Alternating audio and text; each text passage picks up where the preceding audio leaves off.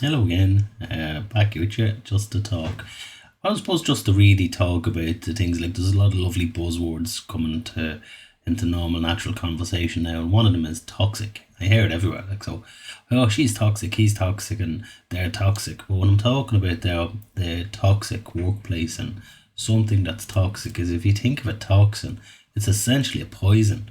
So it's a poison if you take it, if you think of it as a poison, it's going to do damage to you. So then when I'm saying toxic workplace in a previous video there, when I'm saying a toxic workplace, I'm actually highlighting the fact that the workplace is damaging and toxins can kill. So I'm not pulling any punches here. Your workplace will kill you if it remains toxic. So we need to seriously look at, is it worth dying for this job, or is there something else I can do?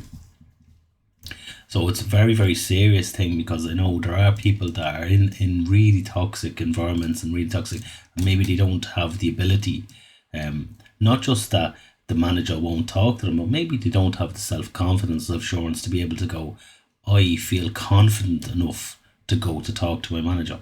So a lot of people kind of get into these roles. I know certainly with me, it was always a thing growing up that I worked a lot of caring jobs and private jobs, and it was always a thing where someone would say to me, "Get a HSE job, or get it in the hospital, or get some, because it's a job for life and it's a pension." And it was always something that was said to me, and your rejected values are at play here. So it's this idea that somehow I am I'm not worth much if I don't work for a big company like that, or as well as that, it's like the security and safety. That was the idea. But the security and safety isn't really there anymore. So if you're in an environment where you're guaranteed a pension and everyone's saying to you, oh, you can't leave that job, sure, why would you get a pension? Well, your mental health is more important, first of all. Your life is more important. I'm sure your family, if they understood what you're experiencing in the job, would appreciate the fact that this job is actually going to kill me. So I need to leave. So that's the point. So it's a toxic environment, a toxic workplace is a workplace that is going to kill you eventually. It's already damaging your mental health. It's already getting you to question your sanity. And your managers are not doing anything to help you, and their managers aren't doing anything to help you. So the point, that's how you know a toxic workplace. So when it's not about that, it's just a nice word to say, as in it's not a nice place to work, because you can have you could work in a shop and the manager come in a bit moody and just shout at you, and it's like that's not a nice place to work because he's a bit of a sod. But everyone else is lovely and everyone else is supportive.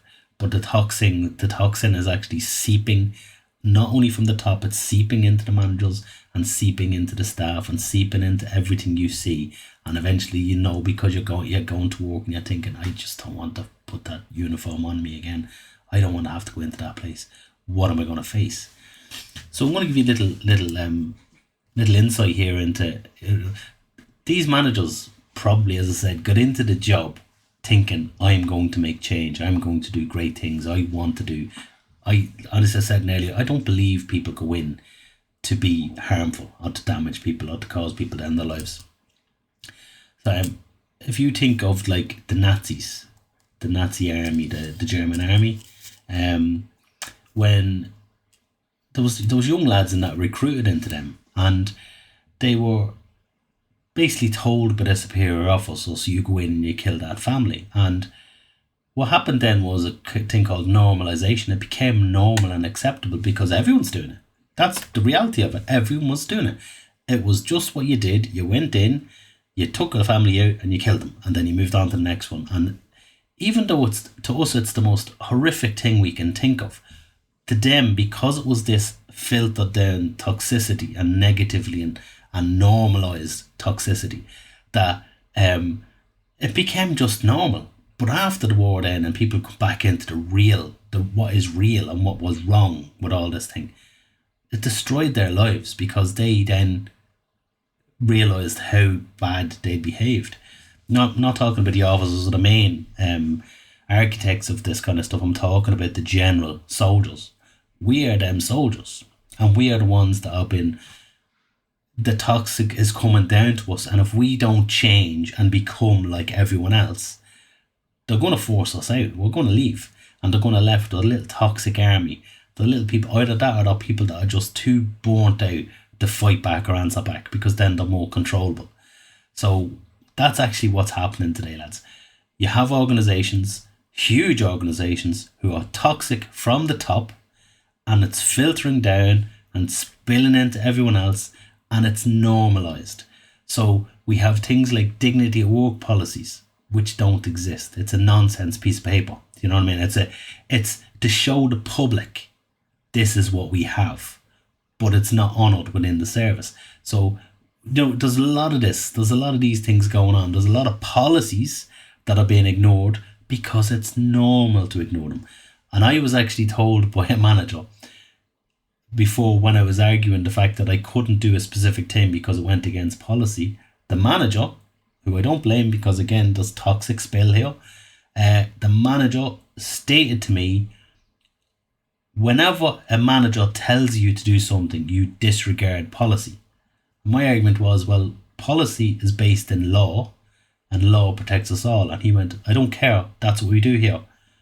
And that, if that doesn't tell you all you need to know, that's what they believe. And it's not their fault.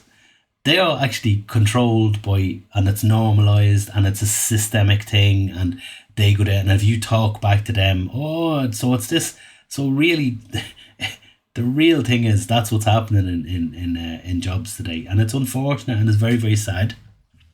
And I can see there's people left behind. There's the fallen soldiers. Never leave a man behind, but there's fallen soldiers there, and they don't have the ability to fight back or stand up. And what's going to happen?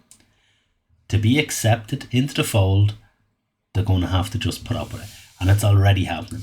I've been talking to a lot of people where I'd say, well, why don't you do A, B and C? Oh, but sure, nobody else is doing it. What's normal in your workplace? So that's what's a toxic environment, and that's how it can get into you. That's how it can become you. Short enough video, but I hope it helped. I'm waiting to get sued any day now, but I'll let you know. Thank you.